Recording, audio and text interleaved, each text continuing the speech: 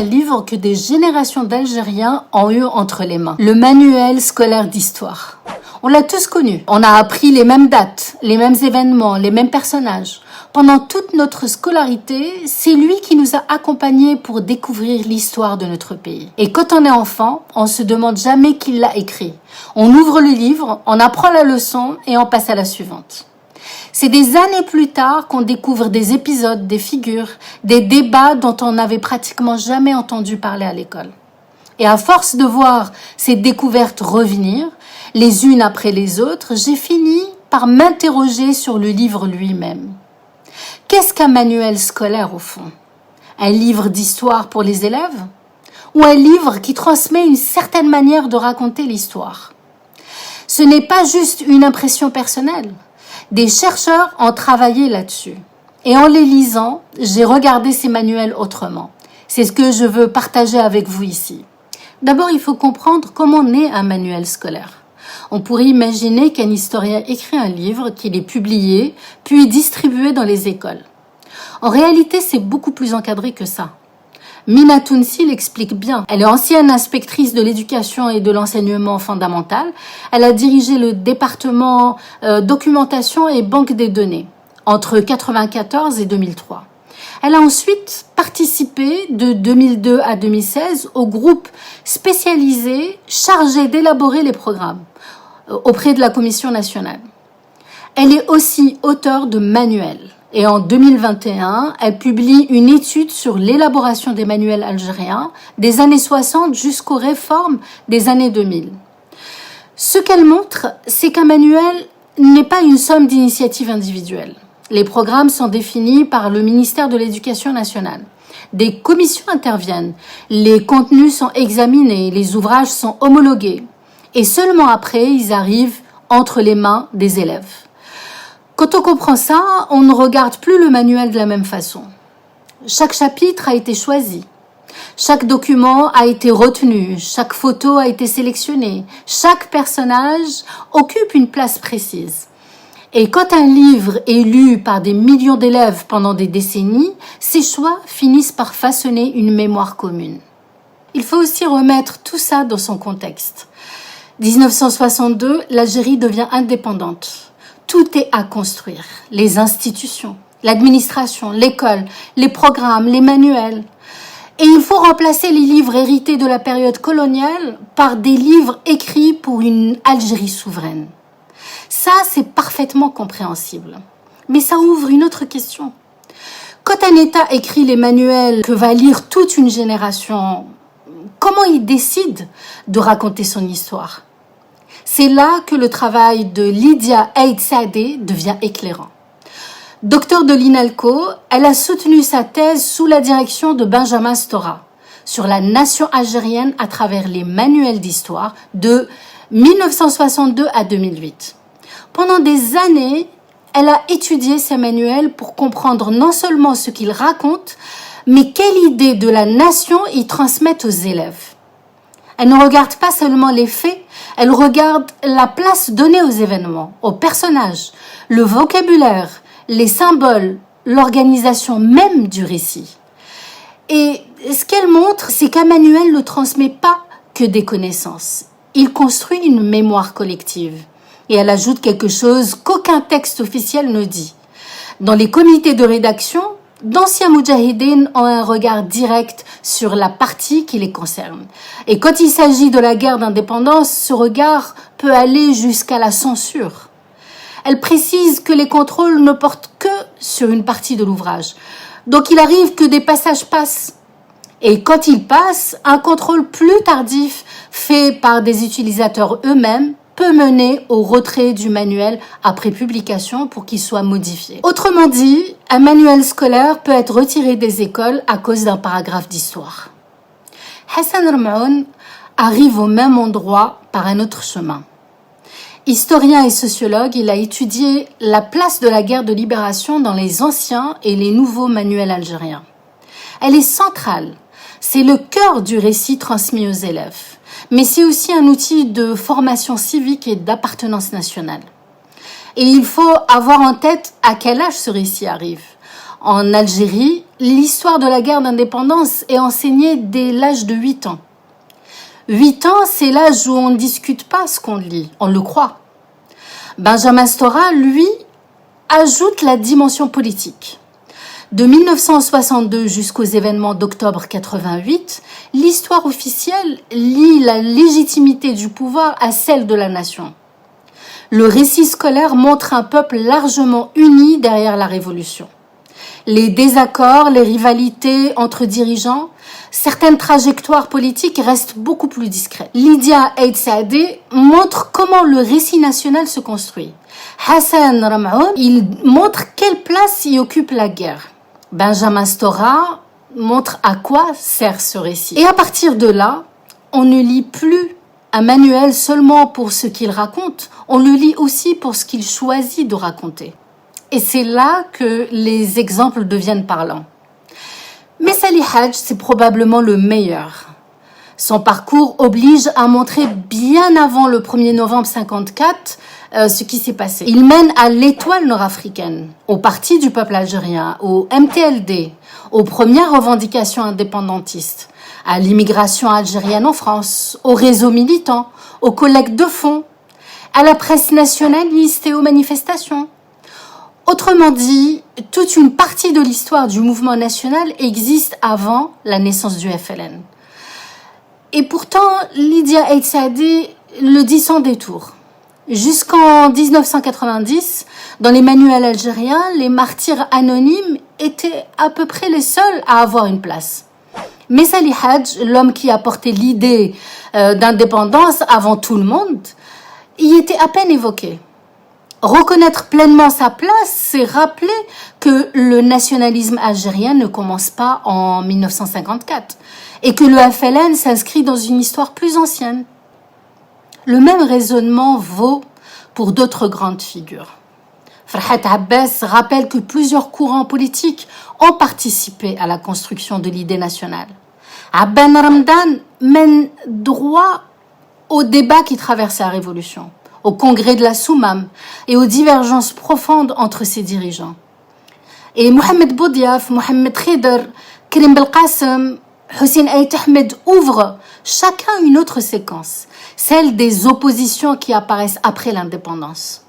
Comment raconter Mohamed Boudiaf sans son opposition au nouveau pouvoir dès 1962, son exil, son retour en 92 et son assassinat quelques mois plus tard? Comment raconter Mohamed Khider sans sa rupture avec le pouvoir et son assassinat à Madrid? Comment raconter Karim Belkacem sans sa condamnation à mort par le tribunal révolutionnaire d'Oran et son assassinat à Francfort? Comment comprendre le choix de Hussein Aït Ahmed de prendre les armes quelques mois après l'indépendance, sans parler des fractures qui apparaissent dès la naissance de l'État algérien?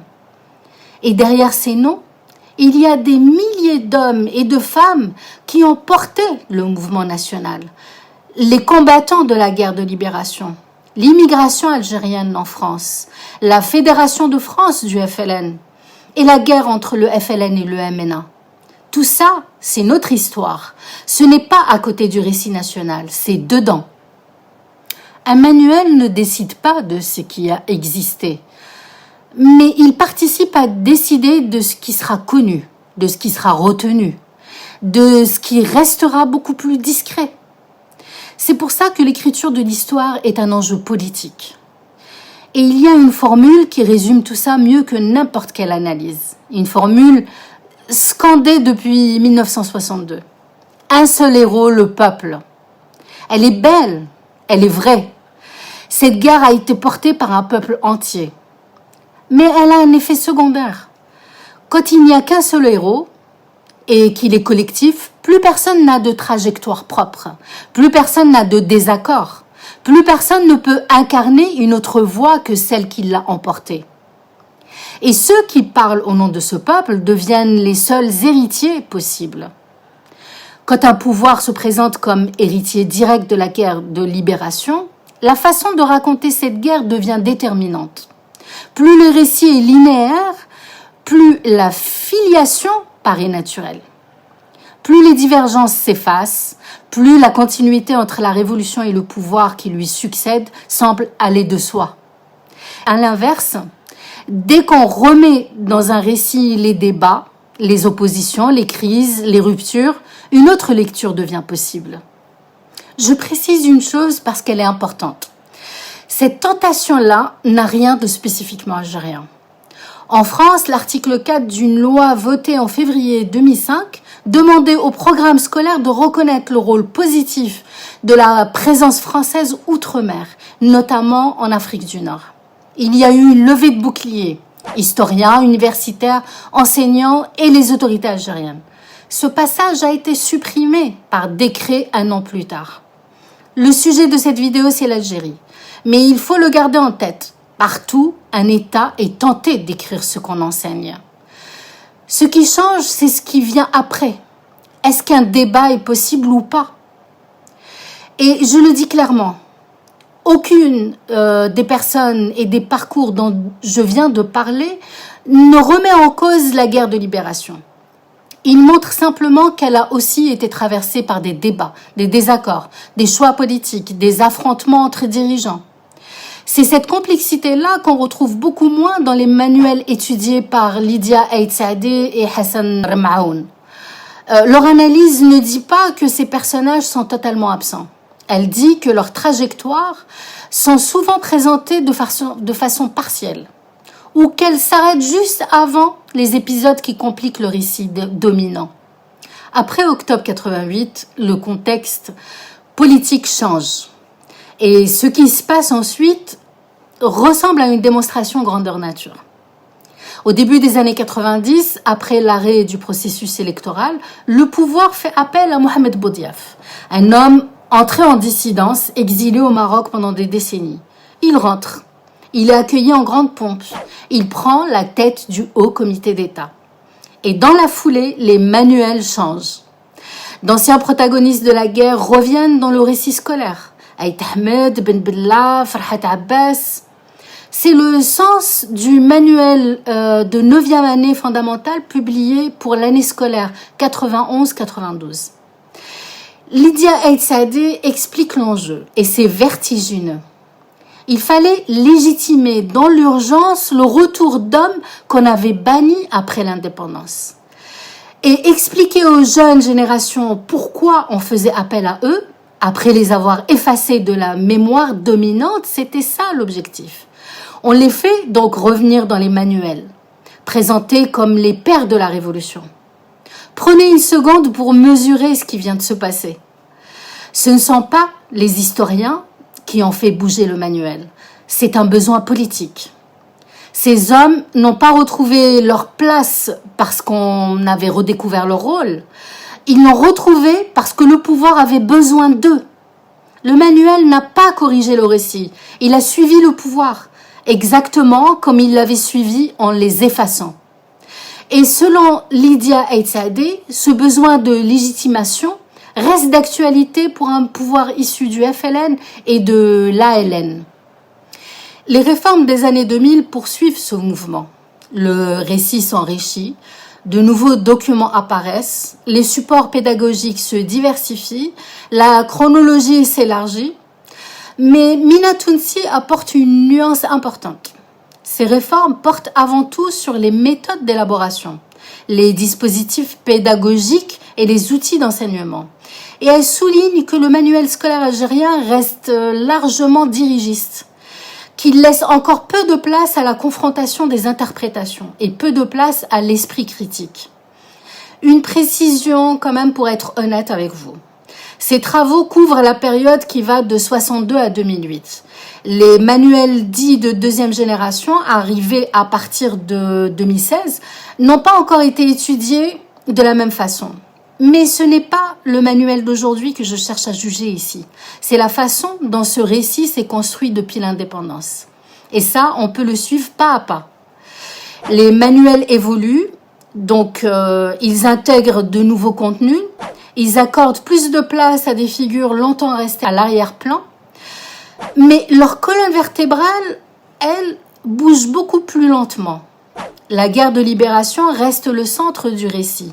La légitimité révolutionnaire en reste l'axe.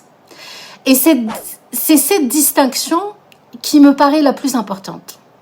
La question n'est pas de savoir si la guerre de libération mérite une place centrale dans l'histoire de l'Algérie. Cette place est incontestable. La question c'est ça, c'est est-ce qu'on peut enseigner cette guerre dans toute sa richesse, avec ses héros, ses sacrifices, ses victoires, mais aussi ses débats, ses contradictions, ses rivalités, ses choix politiques, et toutes les trajectoires qui ont contribué à construire l'Algérie. Parce que reconnaître notre histoire plus dans sa globalité, ça ne retire rien à la grandeur de celles et ceux qui se sont battus pour l'indépendance. Ça permet juste de la comprendre. Il y a une question que je me pose finalement, et elle est assez simple. Quel impact peut avoir un manuel scolaire lu par plusieurs générations d'élèves ? Parce qu'un manuel n'apprend pas que des dates. Il façonne une manière de regarder son pays, de comprendre son histoire, et parfois même d'interpréter le présent. Quand le même récit est transmis pendant des générations, il finit par s'enraciner. Il influence notre façon de percevoir certains personnages, certains événements, et jusqu'aux réactions que suscitent encore aujourd'hui les débats sur notre passé. Peut-être que certaines incompréhensions, certaines divisions, une partie des polémiques qui entourent notre histoire trouvent aussi leur origine dans la façon dont on l'a apprise à l'école. J'en ai eu un exemple cette année.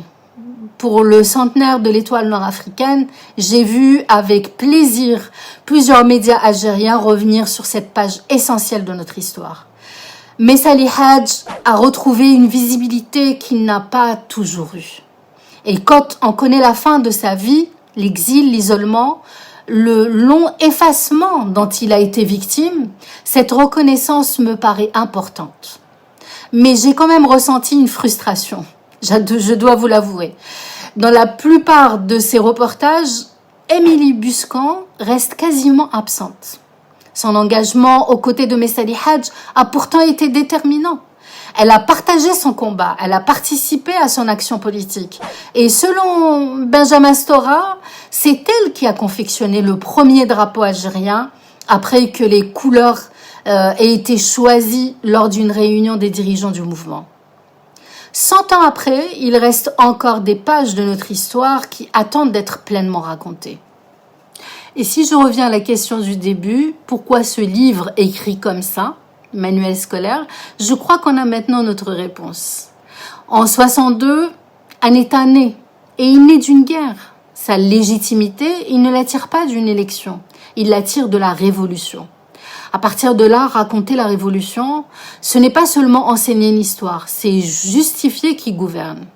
Et un récit qui doit justifier quelque chose ne peut pas montrer que d'autres chemins étaient possibles, parce que ça ouvre aussitôt d'autres questions.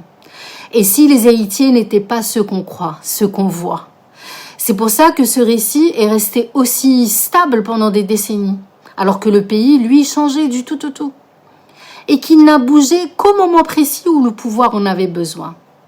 Résultat, on a donné à des générations d'enfants une liste de héros, une liste fermée, sans les hommes qu'on en avait retirés, et sans les femmes qui n'y étaient jamais. Et un manuel, ça ne construit pas seulement ce qu'on sait, ça construit les questions qu'on se posera plus tard, et celles qu'on ne se posera jamais. Mais il y a une chose qu'un manuel ne peut pas faire, il ne peut pas empêcher une personne de chercher. Alors, donnons à cette jeunesse les faits, les sources, les archives, et même les désaccords, et laissons-les choisir leur héros, au lieu de continuer à les lui imposer. Parce qu'un héros qu'on impose, on l'apprend, et un héros qu'on choisit, on le porte. Et vous, qu'est-ce que vous avez découvert après l'école, qu'on ne vous avait jamais raconté ?